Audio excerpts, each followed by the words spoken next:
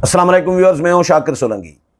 Viewers, election commission of Pakistan और Punjab assembly के हवाले से दो अहम खबरें शेयर करूंगा। एक तो पंजाब असेंबली में स्पीकर ने बहुत बड़ा एक्शन लिया है और पीटीआई के 26 अरकान जो हैं उनको 15 इजलासों के लिए मुअत्तल कर दिया है।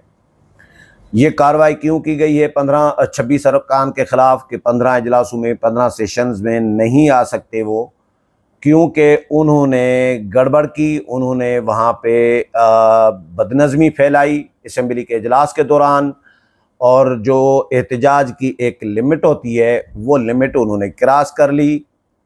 स्पीकर ने बार बार वार्निंग दी उनको, लेकिन वो बाज नहीं आए। स्पीकर की वार्निंग और रूलिंग किसी बात का एहतराम नहीं किया, तो स्पीकर ने उनके खिलाफ बड़ा एक्शन लिया है।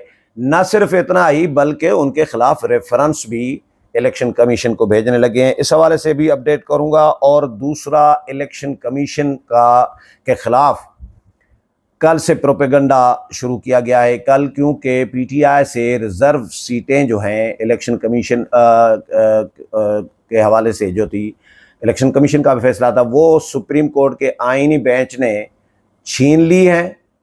मखसूस नशस्तें पीटीआई से अब वो मिल गई हैं नून लीग को, पीपल्स पार्टी को, जेयूआई को और एमक्यूएम को।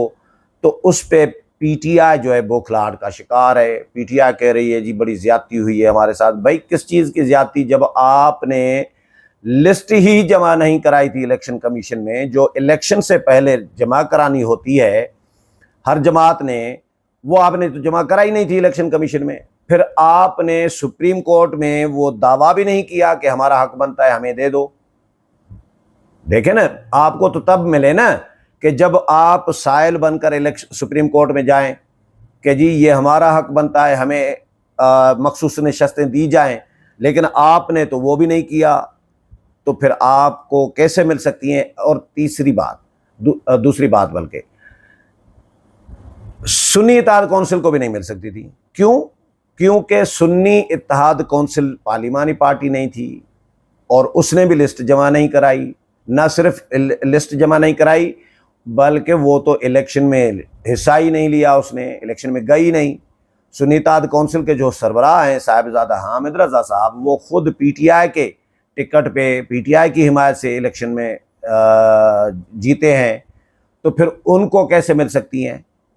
इन्होंने क्लेम तो किया था कि सुन्नी इत्तेहाद कौंसिल को हमने ज्वाइन किया है आज़ाद अरकान ने, और पीटीआई के जो आज़ाद अरकान थे, और अब ये पार्लिमानी पार्टी बन गई। भाई, पार्लिमानी पार्टी वो होती है जो इलेक्शन कमीशन में उसने उसके तहत इलेक्शन लड़ा हो और इलेक्शन से पहले फिर अपनी मखसूस नशस्तें भी जमा कराई हों कि ये हमारी तरजीही फहरस्त है मखसूस नशस्तों की। वो तो सुन्नी इत्तेहाद कौंसिल ने किया नहीं। तो दोनों जमातों का वैसे उसूलन हक नहीं बनता था, जो कि इलेक्शन कमीशन ने भी फैसला दिया था, पेशावर हाई कोर्ट ने भी दिया था, और सुप्रीम कोर्ट ऑफ पाकिस्तान के आईनी बेंच ने भी उन फैसलों को बरकरार रखा। अब यह है कि जी प्रोपेगंडा शुरू कर दिया गया है इलेक्शन कमीशन के खिलाफ। तो इलेक्शन कमीशन ने आज उस प्रोपेगंडे का जवाब इस तरह दिया है कि इलेक्शन कमीशन ने कुछ फैसले गिनवाए हैं सुप्रीम कोर्ट के और अपने, कि भाई हमारा ये फैसला और ये फैसला, ये फैसला, ये फैसला, ये लिस्ट एक भेजी है इलेक्शन कमीशन ने। है तो मुख्तसर सी, लेकिन बहुत इम्पॉर्टेंट हाई प्रोफाइल जो केसेस हैं, जो फैसले हैं इलेक्शन कमीशन के, वो सुप्रीम कोर्ट ने उन पे स्टैंप लगा दिया है, उनको दुरुस्त करार दिया है, उनको बरकरार रखा है। तो वो भी इलेक्शन कमीशन सबूत के तौर पर पेश कर रहा है कि भैया जो इल्ज़ामात लगा रहे हैं इलेक्शन कमीशन पर, जो प्रोपेगंडा कर रहे हैं इलेक्शन कमीशन के खिलाफ, उनके लिए है ये कि भाई हम आइन और कानून के मुताबिक फ़ैसले कर रहे होते हैं। अगर आइन और कानून के मुताबिक हमने फ़ैसले न किए होते तो सुप्रीम कोर्ट ऑफ पाकिस्तान कैसे हमारे फ़ैसलों को बरकरार रखता, उन पे स्टैंप कैसे, तौसीक कैसे करता सुप्रीम कोर्ट? तो सुप्रीम कोर्ट ने तौसीक की है, तो इसका मतलब है कि हमारे फ़ैसले दुरुस्त थे। और हमने अगर गलत फ़ैसले किए और सुप्रीम कोर्ट ने भी उनको बरकरार रखा, तो फिर सुप्रीम कोर्ट का भी फैसला गलत है। तो अगर सुप्रीम कोर्ट के भी फैसले सारे गलत हैं تو پھر سپریم کورٹ سے تو اعلیٰ ادارہ کوئی انصاف کا ہے ہی نہیں بھائی، پھر کدھر جائیں گے؟ عالمی عدالت انصاف میں تو نہیں جائیں گے ان معاملات پہ. تو یہ تو ہمارے معاملات ہیں، اور آئینی بینچ مخصوص نشستوں کا کیس سن چکا ہے، آئینی بینچ نے دیا ہے، آئینی بینچ آئینی معاملات کو دیکھ رہا ہے، اس نے فیصلہ دیا ہے. تو یہ پروپیگنڈا کا جواب بھی میں آپ کو پڑھ کر سناؤں گا. خبر جو ہے پنجاب اسمبلی کی، پہلے خبر شیئر کر دوں کہ پنجاب اسمبلی کے اسپیکر ملک احمد خان نے ایوان میں شدید ہنگامہ آرائی کرنے، نعرے بازی کرنے اور قواعد کی خلاف ورزی کرنے پر تحریک انصاف کے 26 ارکان کو 15 اجلاسوں کے لیے معطل کر دیا ہے.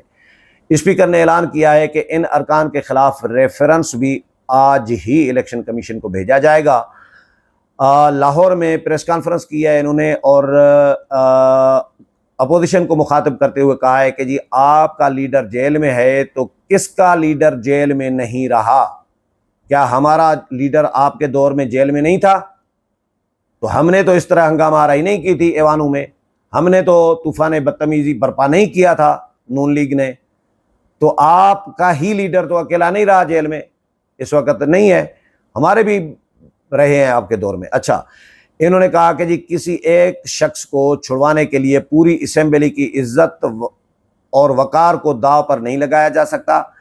اسپیکر پنجاب اسمبلی کا کہنا تھا کہ ایوان میں کسی کو غنڈہ گردی کا حق نہیں دیا جا سکتا، ایوان میں کسی کو گالیاں دینے کی اجازت نہیں دی جا سکتی. یعنی گالم گلوچ تک چلے گئے ہیں، ہاتھا پائی تک چلے گئے ہیں.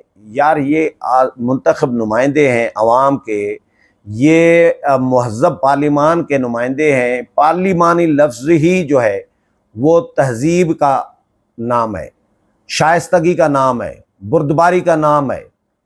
کیسے کیسے لوگ عوام منتخب کر کے بھیج دیتے ہیں، جن کو جو گالیاں دے یہ تو بد اخلاق ہے. ان پہ تو آرٹیکل 63A اور 62 جو ہے 63-62 جو ہے وہ لاگو ہونا چاہیے کہ یہ ایماندار بددیانت لوگ ہیں جو گالم گلوچ کرتے ہیں. بد اخلاق تو ہیں نا بھلا، بد اخلاقی کا بھی تو منع ہے نا آئین میں کہ اخلاق میں رہنا چاہیے، تہذیب کا دائرے میں رہنا چاہیے.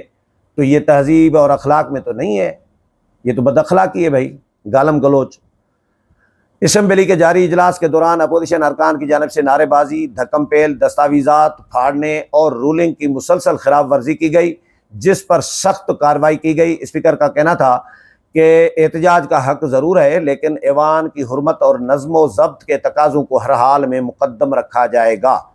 معطل کیے گئے ارکان میں ملک فہد مسعود، محمد تنویر اسلم، سید رفعت محمود، یاسر محمود قریشی، کلیم اللہ خان، محمد انصر اقبال، علی آصف، ذوالفقار علی، احمد مجتبیٰ چودھری، شاہد جاوید، محمد اسماعیل، خیال احمد، شہباز احمد، طیب رشید، امتیاز محمود، علی امتیاز، راشد طفیل، رائے محمد مرتضی، حامد زبیر نثار، چودھری محمد اعجاز شفیع، سائمہ کمل، محمد نعیم، سجاد احمد رانا اورنگزیب، شعیب امیر اور اسامہ اصغر شامل ہیں. پریس کانفرنس میں اسپیکر نے کہا کہ جی آئین اور اسمبلی قواعد کی خلاف ورزی کسی صورت برداشت نہیں کی جائے گی. اگر کوئی رکن ایوان کے ضابطوں کو تسلیم نہیں کرتا تو اسے اسمبلی میں داخلے سے روکا جائے گا. اسپیکر نے مزید کہا کہ جی نظام کو یرغمال بنانے کی اجازت نہیں دی جا سکتی اور ناقابل قبول ہے کہ کوئی رکن کتابیں اٹھا کر دوسروں پر پھینکے. یہ بھی کیا گیا ہے. الیکشن کمیشن کی خبر شیئر کر دوں کہ الیکشن کمیشن نے سپریم کورٹ کے فیصلے گنوائے ہیں اور اپنے فیصلے سپریم کورٹ کے حالیہ فیصلے کے بعد الیکشن کمیشن پر بے بنیاد پروپیگنڈا کیا جا رہا ہے. یہ الیکشن کمیشن کی جانب سے اعلامیہ جاری ہوا ہے باضابطہ. الیکشن کمیشن نے میڈیا پر ہونے والی تنقید کو جھوٹ اور حقائق کے برعکس قرار دے دیا ہے. الیکشن کمیشن نے ہمیشہ آئین اور قانون کے مطابق فرائض انجام دیے ہیں. سپریم کورٹ نے متعدد بار الیکشن کمیشن کے موقف کی توثیق کی ہے. سینٹ الیکشن میں سیکریٹ بیلٹ سے متعلق موقف کی عدالت نے توثیق کی. ڈسکا الیکشن پر الیکشن کمیشن کے فیصلے کو سپریم کورٹ نے آئینی اقدام قرار دیا. P T I intra party انتخابات پر الیکشن کمیشن کی تشریح کو بھی درست قرار دیا گیا. اے پی ایم ایل کی ڈی لسٹنگ کے فیصلے کو بھی سپریم کورٹ نے برقرار رکھا. قانون کی خلاف ورزی کرنے پر دیگر جماعتیں بھی ڈی لسٹ کی گئیں۔ پنجاب الیکشن ٹریبیونلز پر لاہور ہائی کورٹ کا فیصلہ مسترد کیا گیا۔ الیکشن کمیشن کا موقف برقرار رکھا گیا۔